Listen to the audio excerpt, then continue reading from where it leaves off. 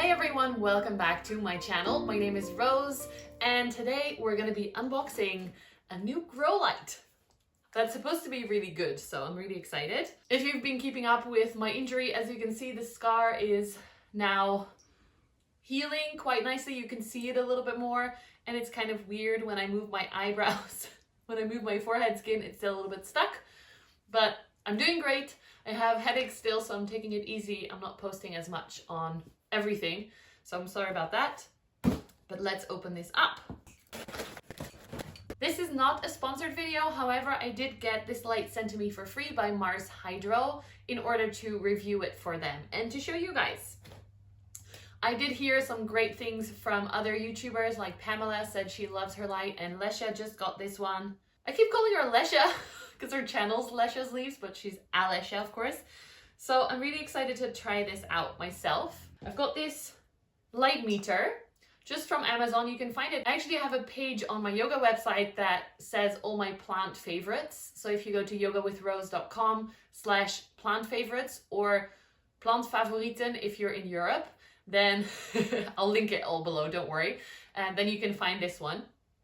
But it measures the light in foot candles and lux. I've measured my sunlight in the last few days in the southern window here, and also the amount of light that my different lights put out. I'm super excited to see how much light these put out, because I've noticed that most of my grow lights actually don't put out that much useful light to plants. If you want to know more about that, I highly recommend Leslie Halleck. She actually did several different podcasts. I listened to her on Bloom and Grow Radio. I listened to her on The Ledge, which, by the way, in this latest episode, you can hear me in as Meet the Listener. I'm super excited. Thank you so much, Jane. It's super useful. It really taught me a lot more to understand light. So I highly recommend those podcasts. She is a wealth of knowledge. She even wrote books about them. I can't show you right now because I used it to stabilize my camera.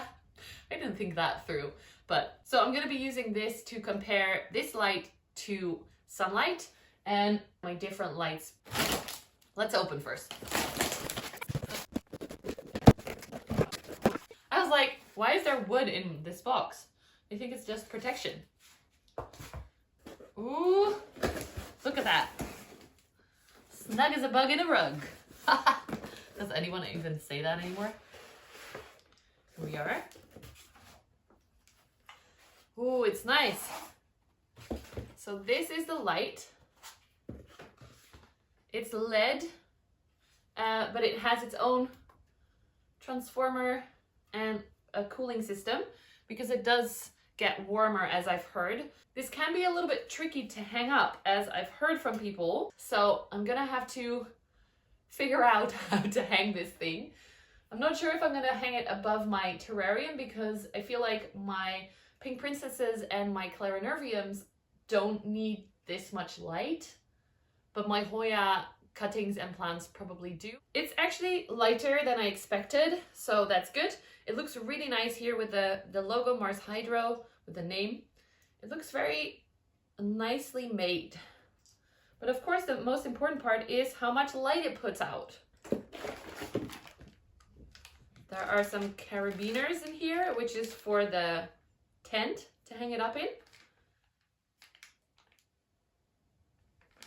Or somewhere else. Where do you put the rope then? Huh. This is gonna be interesting, but. So we've got some rope with carabiners, another one, and two little iron things that you probably click in here somehow. Okay, let's test out the light first. Here we go. Look at that. Now, I just recently saw Kaylee Ellen put out a light video, so I'm not gonna look into it, but I'm gonna make you guys look into it. Ooh, this is very, very bright.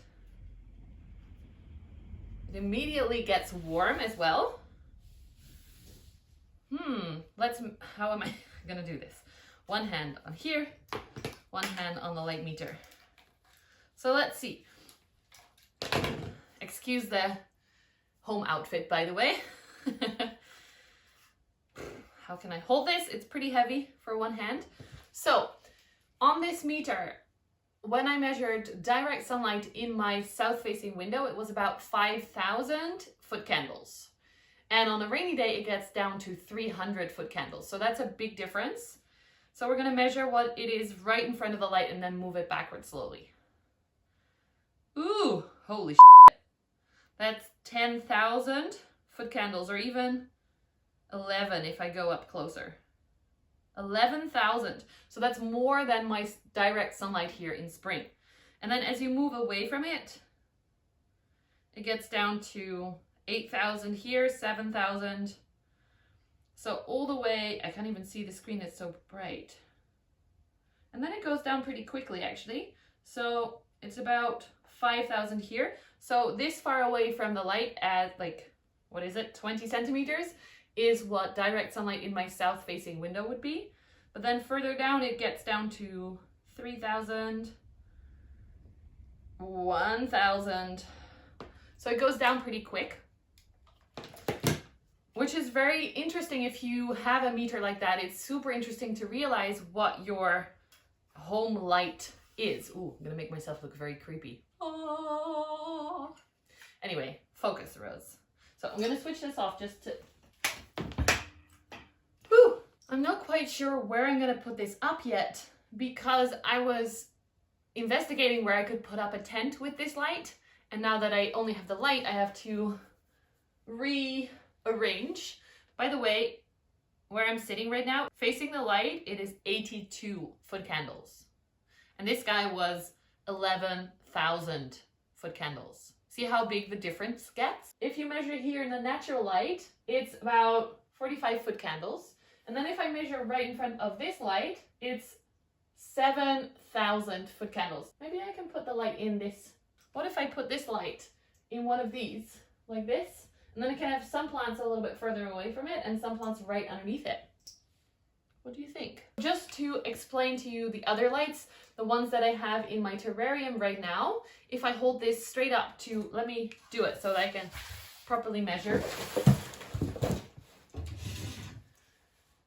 Straight up in front of the lights there, it gets up to 2,000 foot candles. So that's a lot less than these. And I don't know if you remember the purple ones that I had, but they went up to about 1,500, the ones from Hema, a Dutch shop.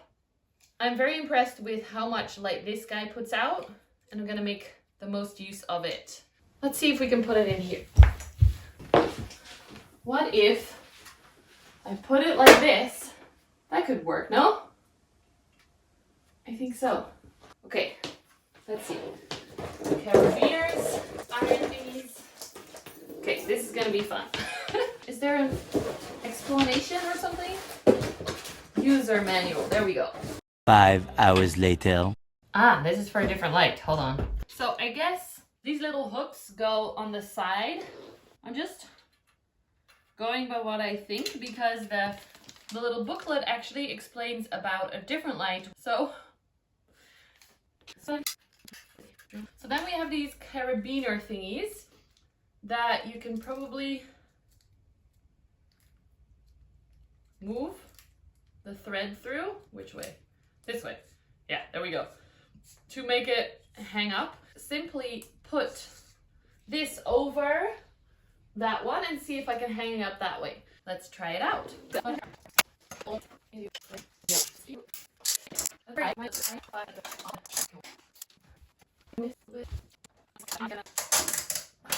Yes! Check that out! That actually looks pretty good.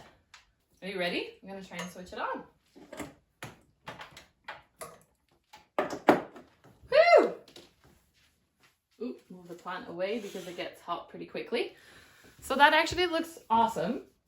I'm gonna move some plants in there and see how they do. First, let's measure. Where did the light meter go? Here. Let's measure what light they're gonna get when they sit here or here. So if I put my plants up here, probably the height of a pot, that's 8,000 foot candles. So that's more than my south-facing window is getting right now. And then if they sit down here, they get 2,500, depending on the height of the pot. So that's really good as well. Now I do have mostly ferns here right now, so I'm gonna have to move them because they obviously don't want the super bright light. I think these Hoya are able to get a lot of light. This guy is a succulent. This is my string of bananas, so that probably can take a lot of light. I guess my books will have to move, and all my cute plant cards and stuff. Summer Rain's book, and from the Houseplant Club. I've got my Hoya Mathilde, which has been doing well, but I recently moved it out of the plastic baggie. And then my Dischidia obovata. Oh, this is very close to the light. That's better. I've got this little cutting of a Shrek Paw succulent, and then this adorable little cutting. Am I even showing you these plants? Or there we go. This is very cute. It's doing well in direct sun, but it might do better. I'm also just gonna try some of these, which are Tulsi. This little Hoya is doing horrible. It might like a little bit more light, but I don't know. It's okay, I don't like it. So this is it. It hangs a little bit tilted, but that's okay, I think. It has enough air on the top to be able to release the heat, because it does put off a lot of heat. And then here there's 2 different layers of plants. Now obviously there's not that many plants underneath yet. This light might mean that I'm actually going to be able to grow some succulents and other cacti kind of plants, which I'm never able to grow normally. It's hard to film plants with it light this bright, but there we go. I actually really like this one because I grew it myself. This one is nearly dead, but we'll see how it does here. The Hoya is very dehydrated, not because I didn't water it, but probably because the roots are dead. But I'm not very fussed with trying to fix it. This Mathilde is doing really well. I wonder how it feels about this much light though, so I'm going to keep a close eye on that. Dischidia milnai. We'll see how it goes. I kind of gave up on that, so it's okay if it doesn't like it here. Hoya curtisii. And then the little banana stick. I wonder if that really likes all this light or if it's too much. I got this as a mini cutting with my Monstera cutting, my first one that died, berry. And then down here is the Tulsi. So this is a holy basil from India.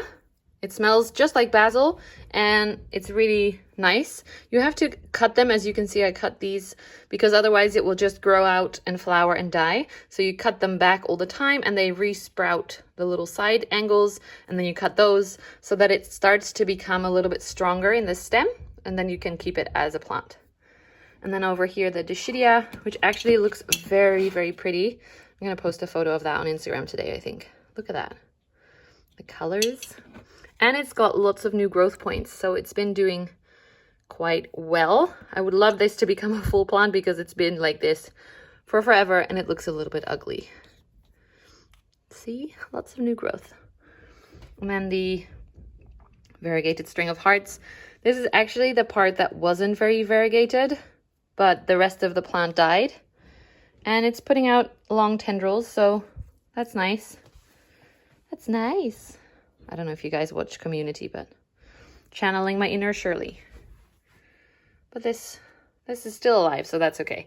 And then this is the pot with my fern that might need a little bit less light, and the Peperomia rubella